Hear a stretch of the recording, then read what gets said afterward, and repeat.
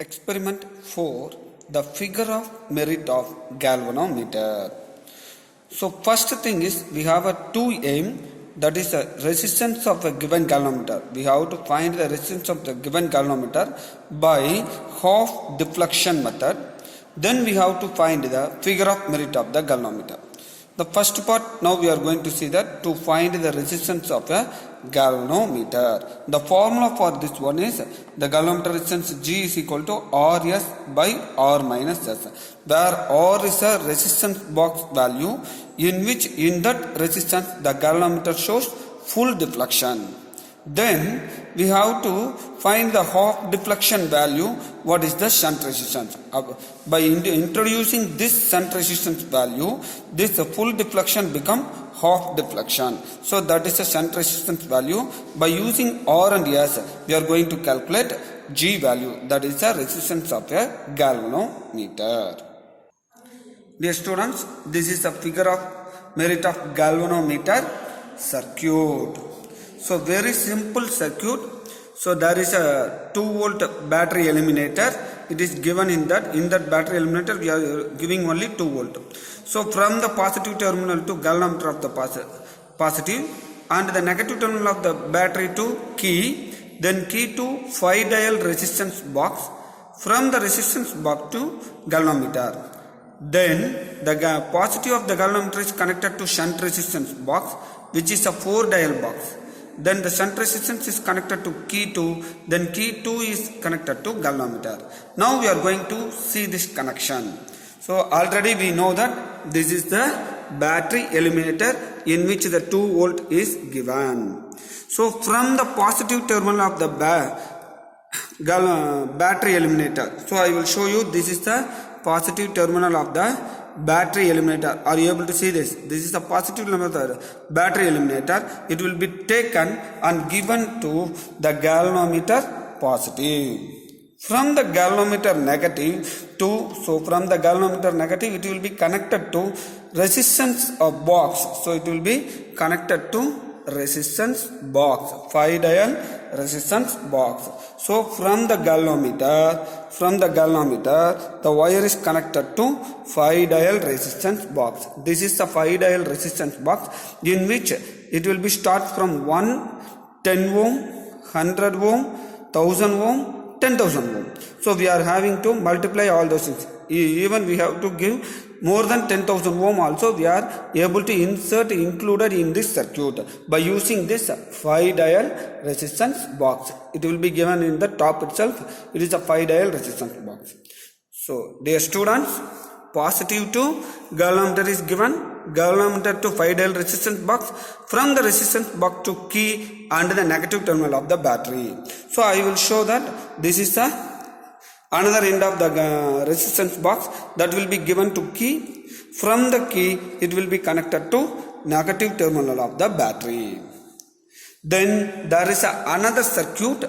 The galvanometer is connected to shunt resistance, and the shunt resistance to key 2 and key 2 to again galvanometer. So this is the shunt resistance which is 4 dial box, So from the galvanometer it will be galvanometer positive. So are you able to see this? This is the galvanometer positive. From the galvanometer positive it will be connected to 4 dial box. That is the shunt resistance. From this it will be connected to key. So are you able to see this? So this is the shunt resistance key. From the key it will be connected to again the galvanometer. So that's all over. So very simple students. The circuit is very simple circuit. We have to connect first only the top box, that is a primary circuit. Then only from the galvanometer the shunt will be connected to parallel. So the shunt has to be connected with parallel, that is a shunt resistance. Dear students, now we are going to start the experiment. Switch on the circuit. So now I am going to switch on the battery eliminator. Here it is a battery eliminator switch. So when we switch on, the galvanometer shows the full deflection. That means before we switch on, I switch off the galvanometer, so galvanometer comes to 0. So before you have to switch on the circuit, you have to keep this 5 dial resistance box value minimum 2 ohm. So this is a 0. So 1000, 2000. So I kept 3000 extra term because the galvanometer will be damaged. So I fixed 3000 ohm. After that only I am going to switch on this battery eliminator. Then what it shows? It shows full deflection. So I will again switch on that. So it will show 4000 ohm. So I will adjust to the 4000 ohm. Then only it shows this value. Now I am going to adjust this 5 dial box value in order to get full deflection. So I will kept it again 3000. Okay. So again 3000. Now I adjust this 100. That is a multiples of 100. 1, 2, 3, 4, 5. So 500. Then I will reduce to 4000 to 3000 means this is 3500. This is 3500. Then only the galvanometer does not damage. So if I kept in 3000, the galvanometer shows full deflection. Then if I kept in 4000, the galvanometer shows comes to inside the division value. So I came to the conclusion the resistance must be between 3000 to 4000. For that I will keep the 500 gear. Then I will reduce the 4000 ohm to 3000 means 3500. Then after that I will use this is 1000. This is 100. Don't use 10k. Okay, so now you adjust this value to get the galvanometer. Okay, to get the galvanometer become full deflection. So I will show that. So I will adjust that. Are you able to see the galvanometer deflection is comes away from that. That is outside the full deflection. Now we have to make this deflection exactly coincide with 30 division. For that I am going to adjust only 10. I am going to include the 10 ohm in this circuit. So if I adjust this, you can see the galvanometer deflection very slowly. So now I adjust that. So deflection changes. Yes, there is a changes occurs at a particular value.